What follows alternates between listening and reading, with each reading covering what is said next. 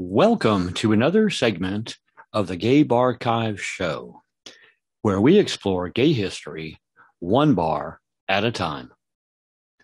I'm your host, Art Smith, and today's special guest is the longest running headliner and best female impersonator in Las Vegas. He has completed over 25,000 performances, entertained for 10 million people, and gone through over 350,000 costume changes. He has also been honored with 2 stars on the Las Vegas Walk of Stars. Please welcome Frank Marino. So everybody knows that you've made a career for the last 35 plus years in Vegas, but let's talk about where you started. You're from Las Vegas. You're from Long Island, right? Yes, I'm from Oceanside, Long Island. Okay. Now, what was it like as a teenager in Long Island? Did you know you were gay then? Did you have any issues with that? Oh yeah. Well, I knew from whenever I could remember knowing things that I was gay. I get really taken back when people say I didn't know. I don't know how confusing it could be, but I knew I was gay, and I knew not everybody was gay, and it was shunned upon. But I was really never the type of person to not do something because somebody else wasn't going to like it. So I was like, this is me. And if people threw religious stuff at me because of it, I was like, whoever is the real God, okay, whether it's Buddha or Jesus or whatever, that person, when they made me gay. So deal with it. All right, then. What kind of a student were you? Were you the class clown? Were you flamboyant? Who are you? I was the quiet one on this. So again, I was in Long Island, but we would always go into Brooklyn, into Manhattan, where it was really more happening. And at the time when I was a teenager, it was disco was very big. And on Long Island, everybody liked rock music, and it was disco was dead and all that stuff. They hated disco. So I was more of the John Travolta looking, I'd wear the disco shirts and the dress pants, and the other guys in my class would be the ripped jeans and the rock and roll t-shirts. So I never had many friends. I wasn't flamboyant, but I did dress nice. And I definitely wasn't the class clown, although in my head I was thinking things that would have been very funny had I said them. So you mentioned going to New York to party, and I know that you've experienced some of the iconic nightclubs in New York. You've been to Studio 54 and Limelight, correct? What was that like?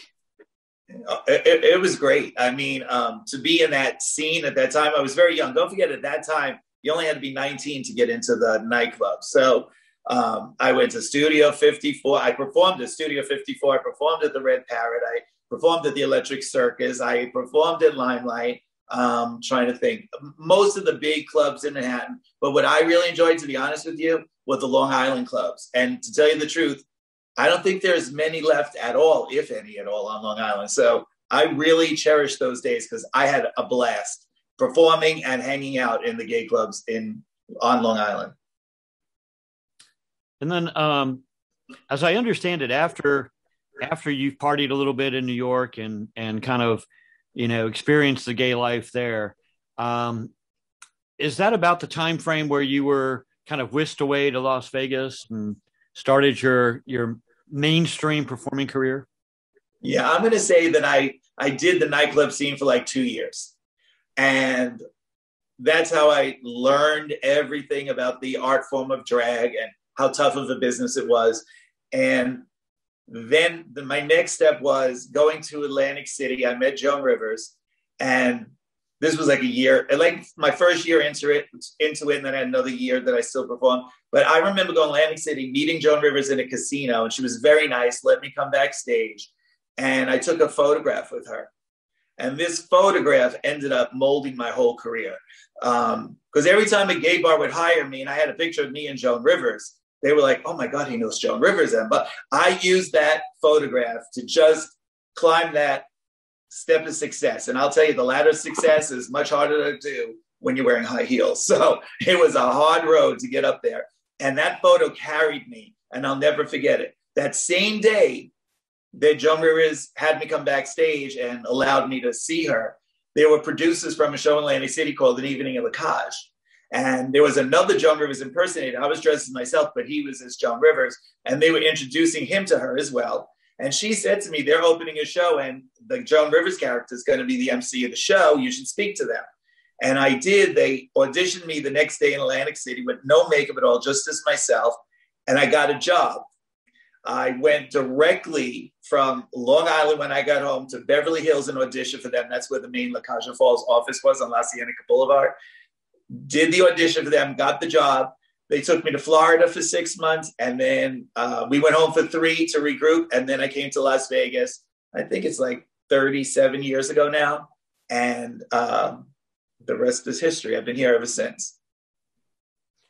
Now, you mentioned that you were in Florida for 6 months. And I know back around that time frame, there were some clubs that, to Floridians particularly, but to a lot of people in the U.S., were kind of iconic. And yes, they included the Copa and the Marlin Beach in Fort Lauderdale, El Goya and Trax in Tampa. Did you ever perform at any of those or hang out at any? I performed at Marlin Beach. And I performed at the Copacabana a lot. Because when I went to Florida to do An Evening in Lacage, that was in Lauderhill, which is right there. And it was like a 5,000 seat stadium. And on the side, it had a nightclub room that we played. It held like 1,000 people. So we would perform there every night. And then we would do our late night shows. You know, like they do these shows at like midnight. We would do our shows like at the Copa and the Marlin, stuff like that. So I really remember that just being such a great and happy time. Yeah, and it was a completely different environment then. Completely. I had started going out to clubs a couple of years before you did. And places like the Marlin Beach and the Copa, they were just safe havens. You walked in there and you felt like you were at home because you could be yourself. You didn't have to hide from, the people that you worked with, if you were in a mainstream employment, from your neighbors, from anybody, and pretend that you weren't gay because it wasn't cool to be gay back then. Right. And they just kind of embraced you and you felt welcome. And people like yourself who came in and performed there, particularly the people who had the more polished shows, they kind of gave you an extra sense of value because yes, they put you on a pedestal. I will say that they put the drag queens on a pedestal, especially the ones that went all out. Yes, and there were a lot that went all out. I'm saying outside of even the Lacage shows and the Diva shows and Legend shows, these impersonators or whatever they want to be called, drag queens impersonators, were amazing. It was the lip sync, the makeup, the costuming. I mean, I remember the first time I saw a drag queen was on Fire Island. Could you imagine? And I love Diana Ross. And I love Cher. And there was Chaz was doing Cher, I think the name was, and somebody else was doing Diana Ross. And I was like in heaven. This is the first time I saw a drag queen. And I saw the show at the Ice Palace. So when I did perform there a couple of years later, it was really like a dream come true. And then after your Florida gig, basically you ended up on the West Coast. You were in Vegas and, I'm sure you made little side junkets to Los Angeles and explored the scene there as well. How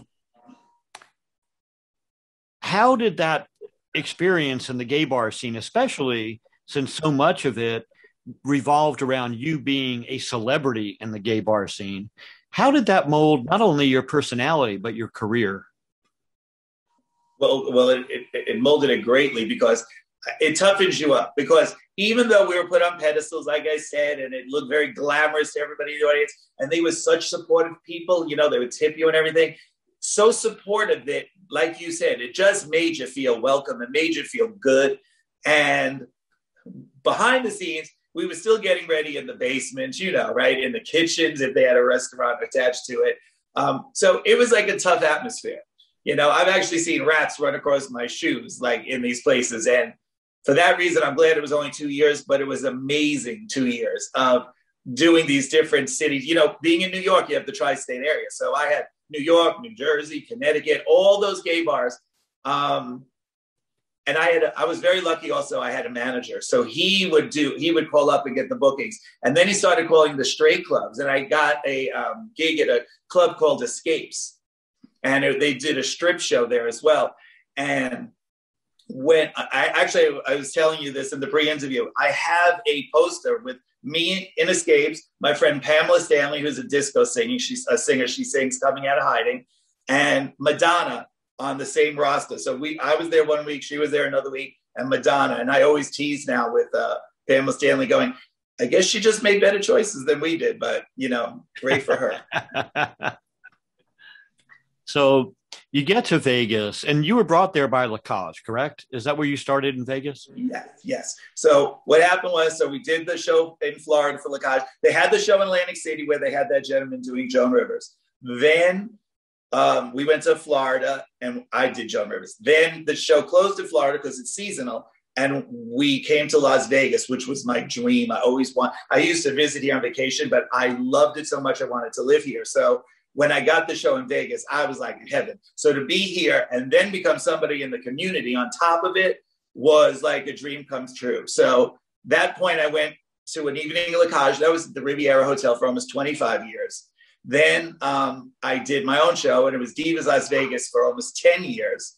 And now I'm the star of a show called Legends in Concert at the Tropicana. And that's been 2 years if you count COVID. Right. We all had a little break in there. Yeah, I always thought I wanted a staycation as a reward for working so hard, and I've changed my mind since then. Well, I was having a conversation the other day with another illusionist impersonator that I'm sure you're familiar with, who has also worked in Vegas and Atlantic City and several other places, Jimmy James. Yes. And Jimmy, this is an exact quote from what Jimmy said, and then I'll let you answer it. He said, quote, I totally admire Frank surviving in Las Vegas for some 30 years. How did he pull that off? I found Vegas to be more treacherous than Hollywood. How did you do it?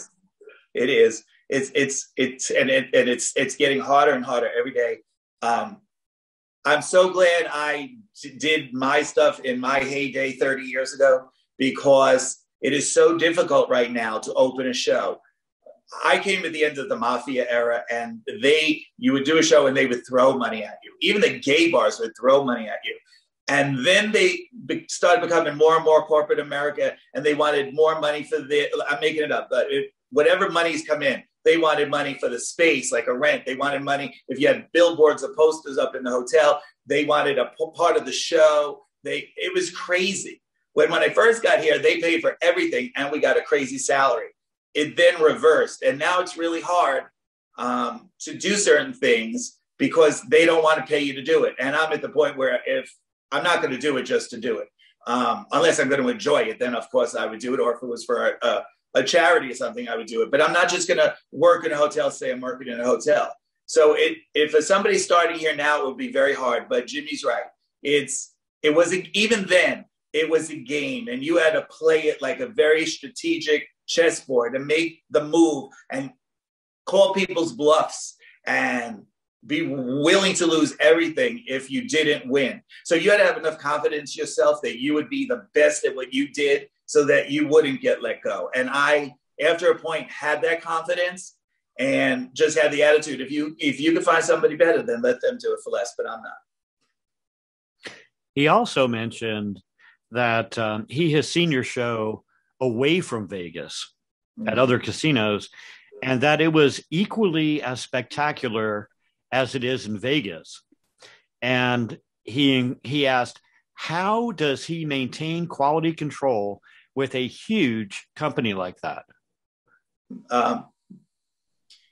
It's a lot of not sleeping. It's a lot. It was very difficult. When I had my diva show, and let me just say, this is why Jimmy James has survived so long. He is the nicest, most complimentary, most talented sweetheart that I know. this boy, everybody loves. Nobody will ever say, I don't like Jimmy James. He is such a nice person. And he has given me that same compliment. And I know one of the shows he saw on the road, I remember it. And he said the same compliment to me of how do you do it? It was so great.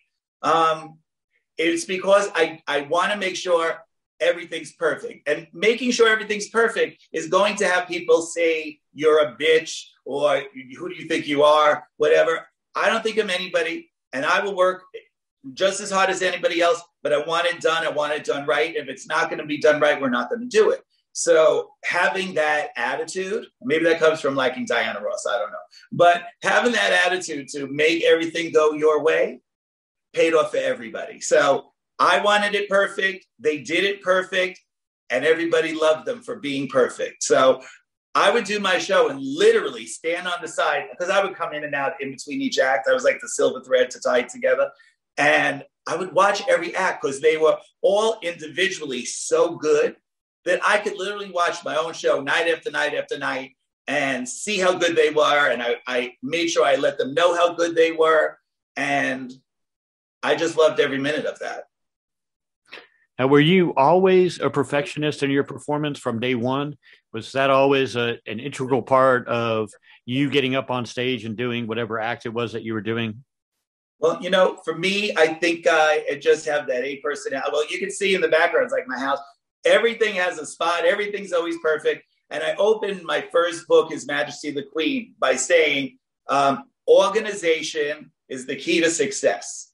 So I can't even work on a project till the house is perfect. The yard is perfect. I can't even sleep at night unless everything is hung up in my closet. But when everything is perfect, I could sit down and write that book. I could sit down and do a monologue. I could be creative and put music together that will work for a certain character. But everything around me has to be organized first, and then I could concentrate on that. Now, that's a hindrance because it's such a hard level to achieve, but it's also very rewarding because the end product, when I finally release it, is usually spectacular. And not because of me, because of these great people that I make sure I push to get that greatness out of them. Now, I know a lot of the shows and a lot of the performances that you've been involved in over the years are of a very grand scale. But I understand that you also are doing some little more intimate things right now, including a new drag brunch. Yes, DW Bistro, which is a very hip, trendy, like it's where everybody's on their phones, at lunchtime. It's the power lunch place. I do a brunch there. I think it's like once a month, and it's DW Bistro, where I take a handful of drag queens, female impersonators, again, whatever they want to be called, and we do a show. So I get to do my legend show where everybody's live, recreating superstars, and then I get to do my drag show where we do our lip sync and do all that. And then I will be going on tour. I always do a tour once a year in Florida, which I love that audience. And then I'll play little theaters and nightclubs in Vegas with the drag queens to be able to keep the divas going. So it's kind of a lot. I enjoy doing legends more because I'm just a worker there. So I'm the star of the show, but it's not like I don't have a dancer call me, I stubbed my toe today, or Cher telling me I forgot my wig at home, or I don't have to babysit 35 people that are on my payroll every night and then worry about me last. I get to worry about me first in that show. I get to do that show and yet still have the smaller versions of the drag shows that I do to keep it in my heart and get that what necessity to do it out and that release. So it's a lot of fun to be able to have the balance of both. Now, since your early days in Atlantic City, your primary character that you represent and portray has been Joan Rivers. Right. And you've done that for quite a number of years. If I'm not mistaken, you retired that character a couple of years ago. And have you now brought her back, or? I brought it back and she only retired for 2 months because the minute I did Legends for like 6 months and it was going to be my last run with Joan Rivers. But then 2 weeks later, they asked me back. So literally by the time I went back into the show, it was like a month later. So I unretired Joan. And I don't want to sound like Cher, where it's every week I'm retiring, another farewell tour. So Joan will always be my character when I'm doing Legends, because it's a live recreation of Legends. And when I do drag, I like to do myself. I created a femme fatale character that's me, the way RuPaul is RuPaul and Jimmy James is Jimmy James. He also does Marilyn, he does voices of everybody else, but he's still Jimmy James. I enjoy doing FrankMarino more than I enjoy Joan Rivers. But I love Joan Rivers. I just enjoy doing my stuff more. Why? Because then I can wear whatever I want. The hairstyles can be whatever they want to be. It doesn't have to fit in a box of imitating somebody. Right. And I have seen some clips of that diva, and striking. The costumes, the whole presence. Costumes, yeah. It's amazing. And I know with Joan Rivers had some great costumes, but I don't think she was nearly as flamboyant as you might like for a Vegas show sometimes. Right. And I did love the fact, though, that she was like the chief of the fashion police with her shows and all that stuff. So it really made sense with her being a fashion icon and us changing the costume so many times in the show. I'll tell you a funny thing. I did the Joan Rivers show like 25 years ago when she had a daytime show, the afternoon talk show. And I was on with a couple of other Joan Rivers impersonators. And she says to me, it came full circle. I understand you impersonate me. You're making a living impersonating me. What would you do if I passed away? And we were like, oh my God. But I remember one of my friends saying, oh my God, don't say that. And I say, well, I would just join Legends at concert. So the audience started laughing. But at that time, Legends at concert was only dead legends, right? Because you were a legend if you passed and you stayed a star. But then the term living legends came about, and that's what Legends, that you could be any big celebrity or superstar in Legends now. So it doesn't have to be a dead person, although Joan would fit now. But I'm just saying, ironically, 25 years later, I ended up being in the Legends show. So that's, really strange to comprehend. So since you focus so much of your career on Joan Rivers, do you have a favorite Joan Rivers story that you like to tell? Or I think I was destined to do Joan Rivers because I never ran into somebody by mistake so many times. I remember when I was just working nightclubs, I ran into Joan Rivers. She was doing like the 5 o'clock news in New York, and I was walking in Manhattan, bumped right into her.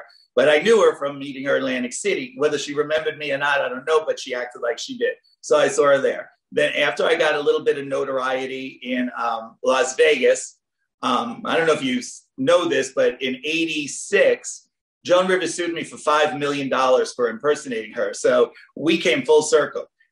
I ended up meeting her in the dressing room, suing me when I got to Las Vegas because it was a little too close for comfort, making up, going on her talk show saying if she passed, I'd go to Legends at concert.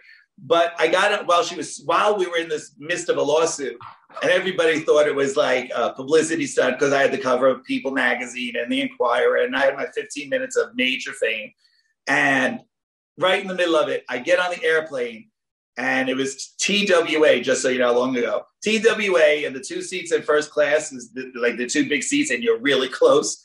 I remember turning around, and all of a sudden, I had the window seat, and Joan had the aisle seat, and her assistant Dorothy had the next aisle seat.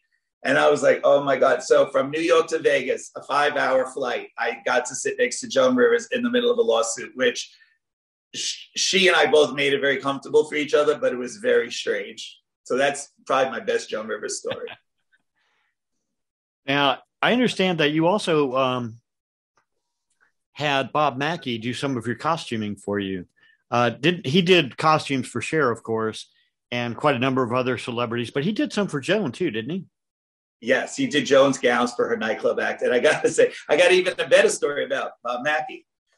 So I go to Provincetown, and they have like all the little guest house, right? And so I was a snot-nosed little drag queen, you can imagine, right? And I brought all this Louis Vuitton luggage thinking who I was, right? And we get to this guest house, and I plop all this luggage down. And they're like, there's no bellhop. And I'm like, so I have to carry these up the stairs now, right? So Then I start looking for an elevator. There's no elevator. So I literally had to lift them and carry them up the stairs now. So I get this all done. I get all my luggage because I had every piece from big to little. And I remember just being exhausted. And my boyfriend sits on the bed and I draw the drapes and then I shut them really quick. And he's like, what is the matter? I go, you're going to die. He's like, what? I go, Bob Mackey is sharing the balcony with us. There was 2 like penthouses on the top, which shared this wraparound balcony. So when I see Bob Mackey there, imagine being a drag queen. This is a drag queen's dream. Drawing your drapes and Bob Mackey's on your patio.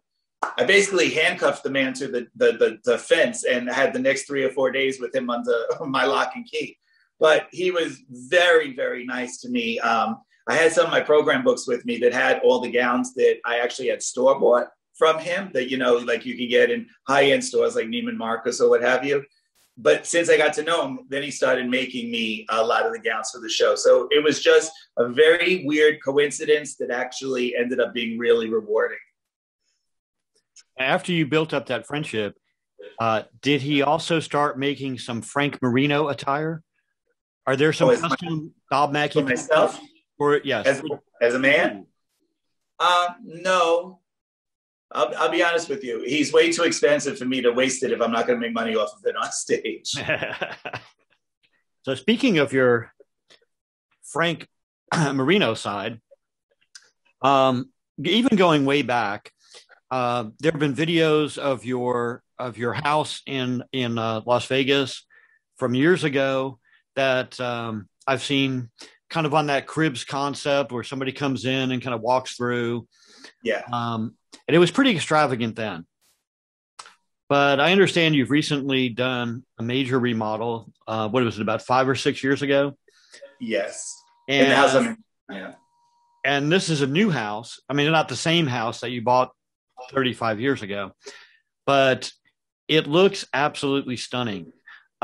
Is this something that as a younger man, you always had envisioned in your head to have this kind of fabulous, personalized mansion of a house?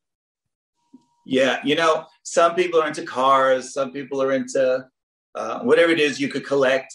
I always wanted to decorate a very big home. So I do. We have a 15,000 square foot house now, it's huge. And it has like a movie theater, which a lot of houses have a movie theater, but it has I have a hair salon in the house, all white and crystal. I have a wrapping room, like Candy Spelling, that's where I got the idea from.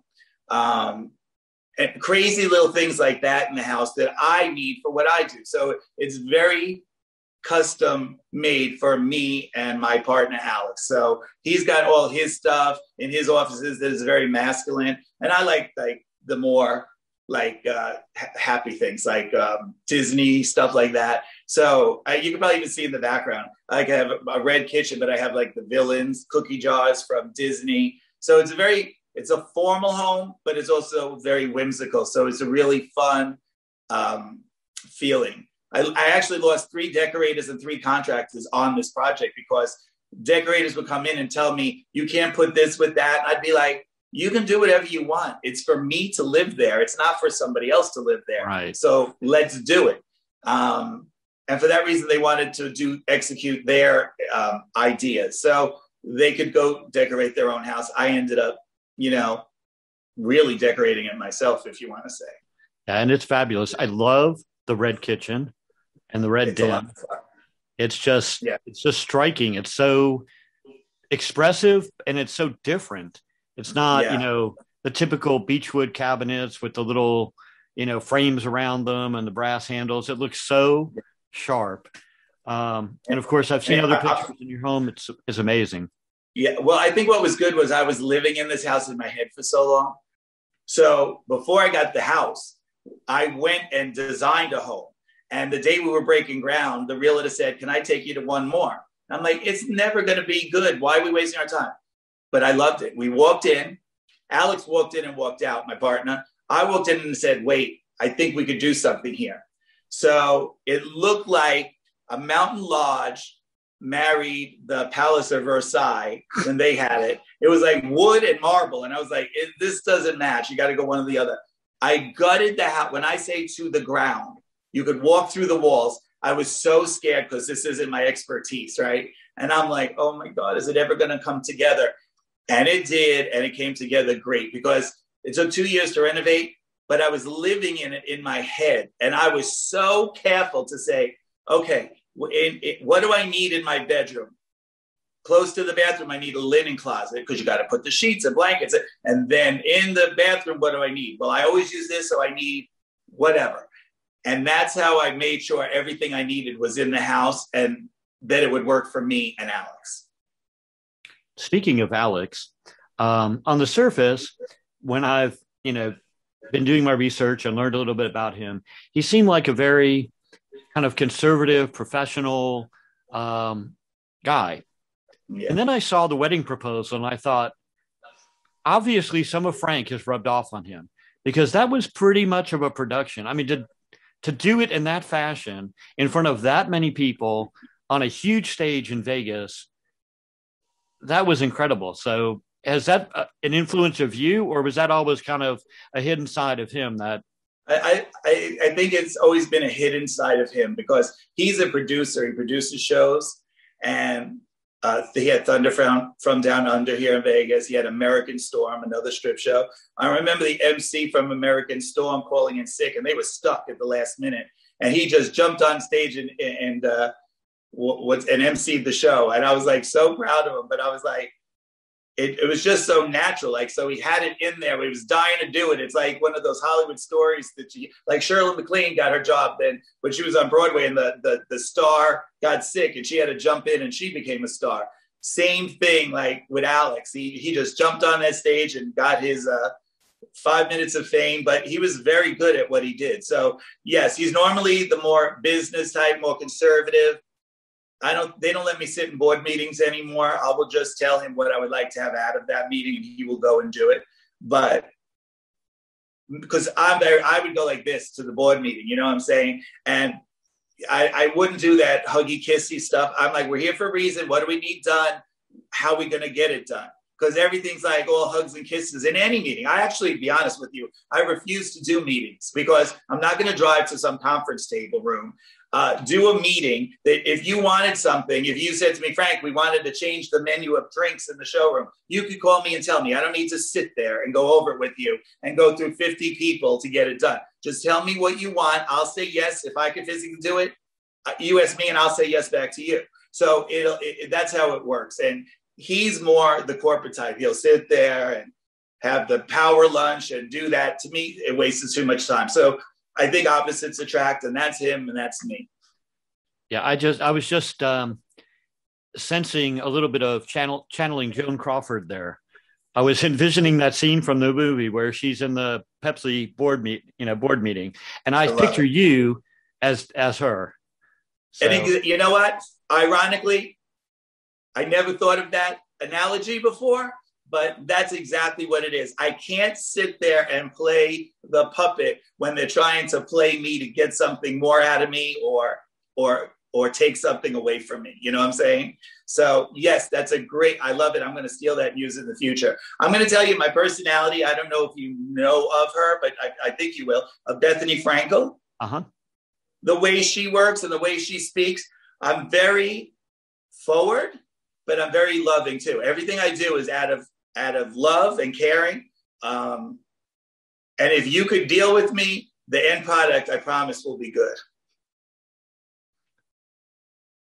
Now, you have referred to your home as the Showboy Mansion. Mm-hmm. I assume it's you that gave it that name, but I've seen it in the media, so it's stuck anyway. Do you still think that applies, or are you toning it down now that you're married and settled there with your husband of 20 plus years? And well, I wanted to call it's a play on the Playboy Mansion. Right. I wanted it to be the Gay Boy Mansion. And Alex thought that was a little bit over the top. So he actually came up with the Showboy Mansion. And we agreed on that. So for the most part, for 40 years, you've been out of the closet. But yes, I've seen pictures of your closet. Why would you ever come out of there? You know what? Yes, I came out the closet, made sure everybody knows gay. But you are right, and I will say that closet is beautiful. The whole house was built around that closet, and I could live in that closet. It is. You're right. So that would be the only thing to make me go back in, would be that closet.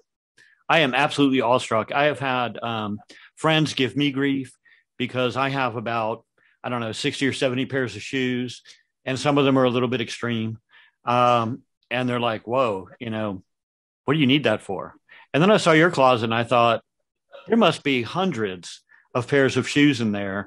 And God knows how many, glittery, sparkly, fancy blazers and everything else. It is absolutely amazing. It's almost as impressive as your drag wardrobe.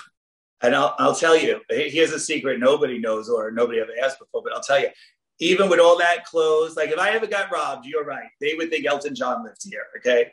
So it's all, because I feel why, like you said, like your clothes are very fancy too. Why bother putting clothes on your body and go out if it's not going to represent you and like have a statement, You can walk around naked for that matter. So I do like the clothes to be over the top. And here's the trivia. There's not one in that entire closet. There's not one piece of drag in this entire house. Everything's in my warehouse or in my dressing rooms. Nothing. There's not an eyelash here. There's nothing like that. So people are very, because they'll come over and they want to see like the drag. And I'm like, there is none here. And they're like, what? And I'm like, yeah, this is where I live. That's what I do when I perform. So have you given any thought? I know you mentioned about the politics of Vegas shows and how things are changing. Have you given any thought to what you might do when it comes time for you to retire or to step away from, the big show stage and do something else? Have you given some thought? I have because of COVID. I had the year off. I haven't gone back yet, but I'm going back May 27th to Legends. And if I love it like I loved it before, I'm not going to stop until they stop asking me to come back. Because at that point, you can't do anything. But I do want to do something else as well. And I don't know what it is. So I want to say I want to do something. And I've done everything I wanted to do. We've done movies. We've done broadcasting. We've done modeling, we've done, nightclub acts, CDs, DVDs, you name it, we've done, written books. So I've done everything I wanted to do. But I want to do something else, like outside of entertainment altogether. Like I want to be creative in a way that has nothing to do with show business. And I don't know what that is, but I do want to do something else as well as whatever I'm doing. And we talked earlier about some of the iconic bars like Studio 54 and Limelight in New York, like the Copa in Fort Lauderdale. But those bars are pretty much disappearing. We're not seeing many of those anymore. But the rumor is that Lance Bass is taking over the old Rage space in Los Angeles. And depending on the story you listen to, it's either going to be physically the largest gay bar in the country or just the greatest gay bar in the country, not because of size, but because of fabulousness. What do you think about that? I think if he does it, it will be the most famous and outrageous gay bar ever. I think if anybody can do it, he would be, him and Adam Lambert would be the two people I think that could do it nowadays, and people would flock. Those are both people that everybody adore. He's like a male Cher, where you never hear people saying anything bad about Cher at all. You'll hear them say bad things about Madonna, Diana Ross, whatever, but never Cher. And I think he's like that. I think everybody loves him, embraces him. And if he did it in West Hollywood like that, a 100% success. I wouldn't care about pandemics. I wouldn't care about lack of people. He would pack that place every night. I think it would be the most ingenious thing he could do. Yeah, and he's a great guy too. I'm sure you've met him. Mm-hmm. Um, he and his husband Michael are just two of the nicest, sweetest guys that Mm-hmm. you'd ever want to meet. Sincere, honest. I met him in Atlanta for the second time I met him at a marriage equality rally before the Supreme Court ruling, and he was traveling around the country, in support of marriage equality and doing all these appearances everywhere. Right. And he didn't have to do that. I mean, you know, Right. and you're the same way. Celebrities do not have to go out of their way to raise hundreds of thousands or millions of Right. dollars for a nonprofit, Right. but you do, and you Right. have, and that's very admirable. That's something that I always look at, and like Elton John, that's another one. Look at Right. him. I mean, he's got. I know that you hold the record for the longest running headliner in Vegas, but Elton has got to be one of the longest running headliners on the planet. I mean, Yeah. he's had a career that goes way back into the '60s at least, Right. and he's still going. And that's Um, how they came up with the term living legends, because people like Elton John were able to succeed to such a level that you could have never even imagined before. right. And yet they still go out of their way to do good and to support the community. I know Elton's a big supporter of a lot of gay causes, and of course, he has his own AIDS foundation, which is Right. an amazing thing. Um, what special causes are you particularly attached to? Well, over the years, I've literally done everything. I've worked with the blind. I've worked with the children. I've worked with the animals. Animals are a big one for me. Um, so whenever anybody asked, I never said no. Anytime they ask, we have either performed, donated, given show tickets, some form of help. Right now, I'm the spokesperson for a nonprofit called Positively Kids, and they help out children with dentistry and schooling. And, it's like an off branch sort of where St. Jude's is medical. This is like after that, but also some medical. Because you don't realize after all that, then they're going to need, if there's no money there, they need all these other things that other people take for granted. And for that reason, the children and the animals are the number one for me. But I've done everything from cancer. I did a calendar for AMFAR, which I know Elton John was involved with Elizabeth Taylor at one point. So you do what you got to do. And Vegas is a very give and take place. So they given me so much, you had to give back. And so I just directed myself of where I was at that point in my life to what I wanted to concern my efforts to. So I think at this point, we've really hit the gamut of everything.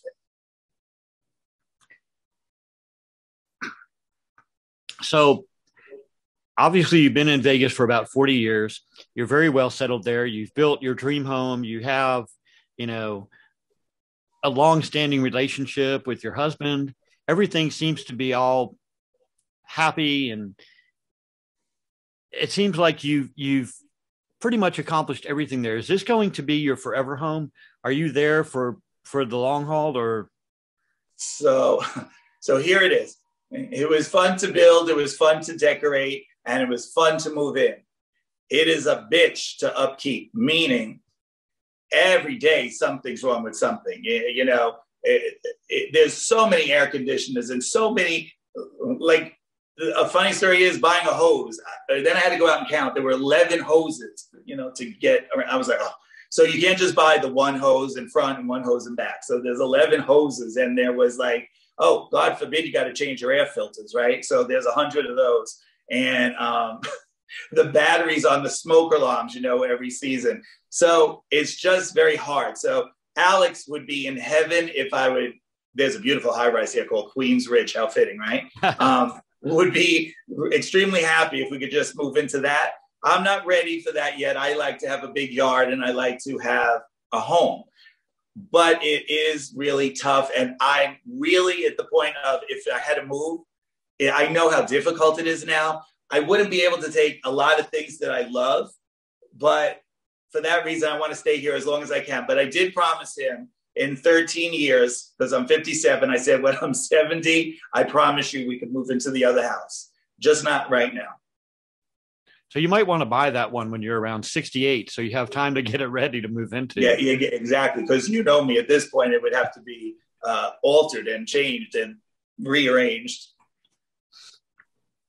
So with your career in Vegas and traveling the country, you've learned a lot of things about the entertainment industry, not only from the performance side, but also from the management side, because, the Divas is your show. You're at the top of that heap. Right. What advice would you offer for new entertainers, particularly ones that are in the gay and lesbian market, whether they're, drag performers or they're live singers or whatever they're trying to do to break in? What advice would you give them so that they could possibly accomplish some of the things that you've accomplished? I think because of the way the climate is out there and the way show business and business itself has been going, I think it'd be very difficult to get to a level of me or higher, of a RuPaul level, or, wherever you want to go from that, because of the way people just want everything from you.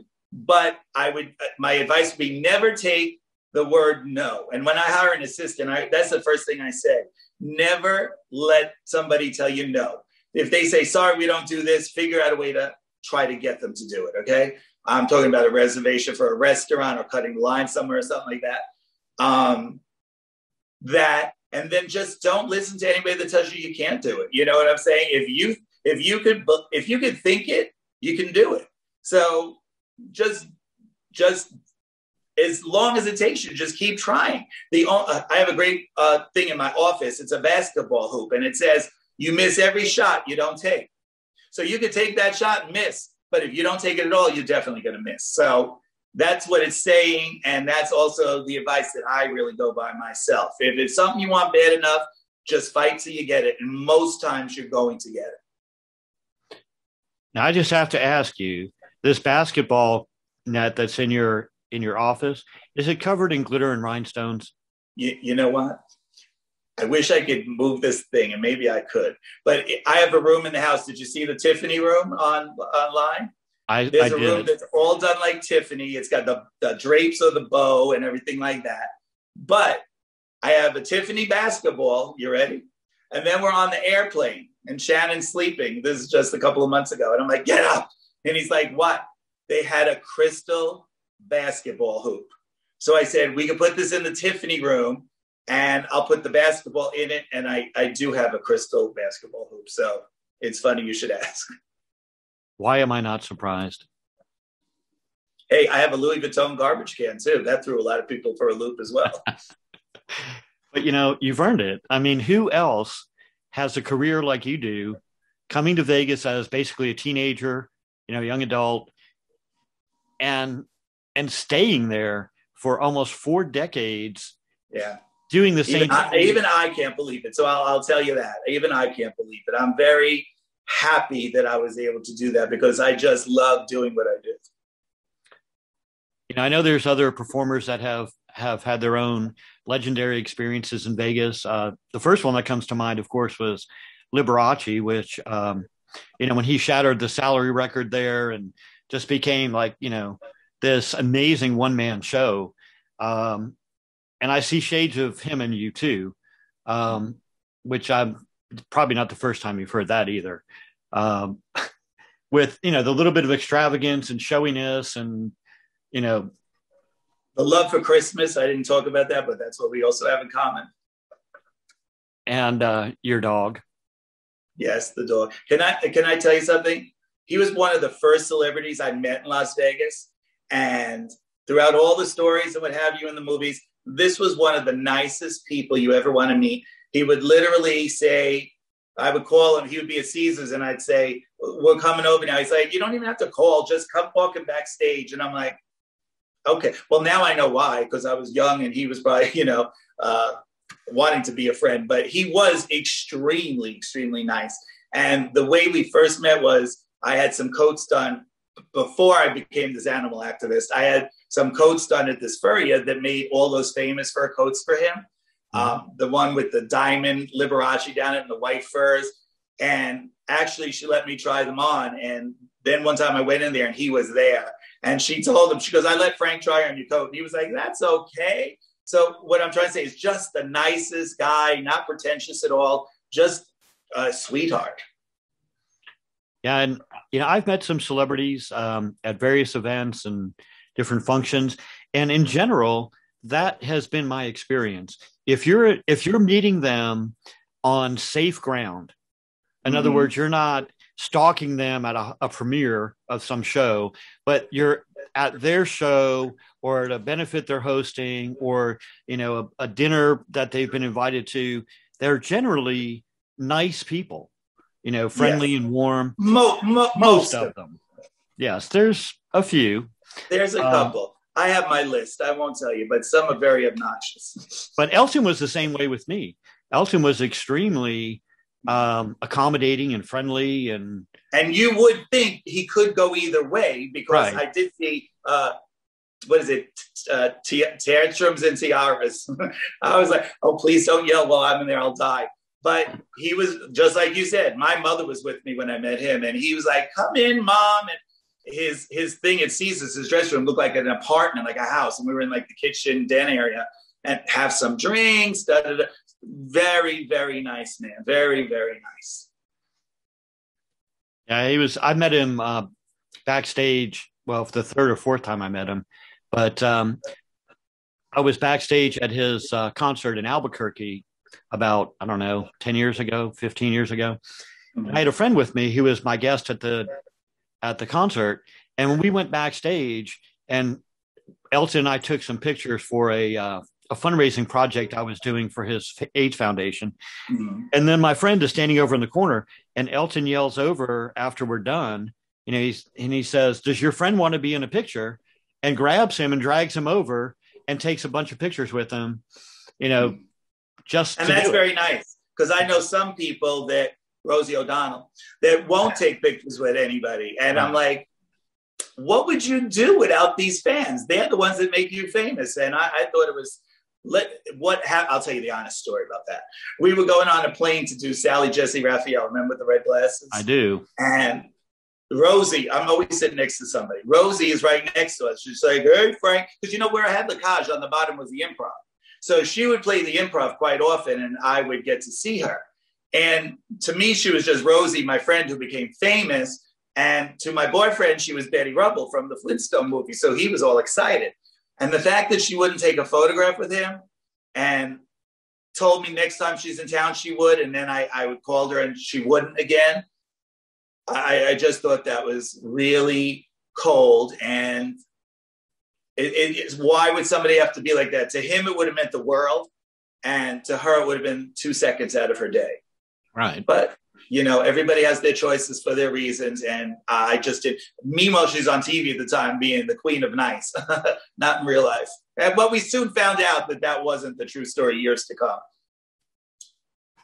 Yeah, it's not always what it appears to be, which is the whole basis of your career. Right. If you ever do another series called Calling Celebrities Out, call me, please. I'll be more than happy to come on. No. I'll tell you who all the nice ones are and the mean ones are. You know who was a sweetheart and she just passed away? Was my very good friend Mary Wilson from the Supremes. I was talking to her the day she passed, and that was just the sweetest, classiest lady. I'm a huge Diana Ross fan. And then I love the Supremes as well. But becoming friends with Mary and having her be so sweet. Like another one is Priscilla Presley in Vegas. I got to meet her many times. Another person is just so sweet. And it's such a relief when you see these superstars or super names that are just so relatable and kind to you. And then there are others that not so much. And I'm sure you'll have an opportunity to meet quite a few more of them as you continue your career in Vegas. It seems like every year you get a little bit more famous and a little bit more well-known. And you know what it is? I just think the longer you're in the business, the longer you do different things. Like I got to open for Bette Midler when Obama was running. And they just asked me to open for Cher, but it was 8 a.m, so I didn't do it. But I did have my friend Eddie Edwards, who I know you interviewed a few weeks ago. I had him he was in town. And I'm like, please, can you do this? And he's like, oh my God, yes, I'd love to. And so that was a lot of fun, but I wasn't getting a drag at 8 a.m. for anybody. So I love me some Cher, as I told you, but I have to see her afternoon. Otherwise, it's not happening. Yeah, and that, Bette Midler's name comes up all the time. Yeah. I've been researching, obviously, the history of the gay bar industry and talking to a lot of people who have long running experience. And I cannot tell you, how many times Bette Midler's name has come up with some sort of a positive message, or, yeah, she inspired me to do this, or she introduced me to somebody that made my career move forward. And in fact, on Wednesday, and 4 or 5 days from now, whatever, I'll be interviewing Bruce Valanche. Also great. Who, basically helped launch Bette Midler into her career by writing material for her when she was performing in bathhouses. So, and still to today, because I saw him at her concert and he was watching the show and he goes, every night I write something different for her because her fans come back so often that he just gives her timely, like daily timely things to talk about. Well, I think he's gotten that experience from working on the Oscars so many years, because at the Oscars, you have to keep it fresh. And there are things that happen, days before the ceremony or even at the ceremony that you want to capitalize on while it's still fresh. And so when you interview him next week, please make sure you say I said hello and that I love him to death. I will do that. I will definitely do that. Well, I really appreciate you taking the time to talk about your career and your experience with gay bars, and kind of letting us get to know you a little bit better from a side other than, what the commercial media talks about. Is there anything else you'd like to add that you'd like to tell our audience about? If anybody wants to come and see our show, you're going to be in Vegas, please just check my social media. My website's FrankMarino.com. My Instagram is @TheQueenOfVegas. I have my Facebook's Frank Marino, Frank Marino's Divas, and Frank Marino fan page. I would love it if you guys could follow me, because we have a lot of fun stuff, not only about me, but all the great cast members we've had over the years and who we have presently today, and just a lot of fun. So I would love to keep in touch with a lot of you guys. This was great going down memory lane. It just brought back a lot of memories of really happy times. So I want to say thank you for you. And let me say thank you to everybody out there that has seen Lacage or Divas or Legends over the years. If it wasn't for you guys, I wouldn't be who I am. So thank you. And I appreciate the opportunity. And that concludes another segment of the GayBarchives podcast. You can find more podcasts at gaybarchives.com/podcast. We also have more information about this podcast and links to the other podcasts we have completed. We hope you enjoy your trip down memory lane.